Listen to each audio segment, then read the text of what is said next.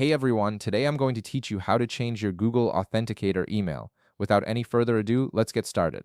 First, open your Google Authenticator app and log into your account. This will bring you to your main dashboard where you can manage all your authentication settings. Once you've successfully logged in, look at the top right corner of your screen and tap on the profile icon. This icon serves as your gateway to profile settings and account management, allowing you to control which email address is associated with your Google Authenticator. Tapping this icon will take you to your profile settings management page. Now, from this page, you'll see a list of all the accounts that are currently linked to your Google Authenticator. If you've added multiple email accounts in the past, they'll all be displayed here for easy access. This is particularly useful if you manage authentication for different accounts or services. Simply tap on the account you wish to use from the list of email addresses. Selecting a different account from this list will make it your primary account for Google Authenticator. However, if you haven't added any additional accounts yet and want to change your primary email, you'll need to add a new one first.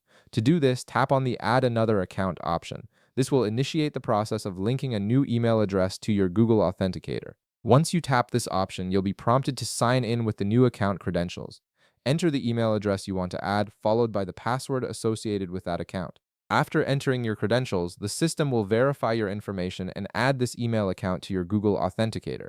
This newly added account can then become your primary Google Authenticator account, effectively changing the email associated with your two-factor authentication. And that's it. You've successfully changed your Google Authenticator email and can now manage your account security with your preferred email address. If this video helped you out, be sure to leave a like, subscribe, and I'll see you in the next one.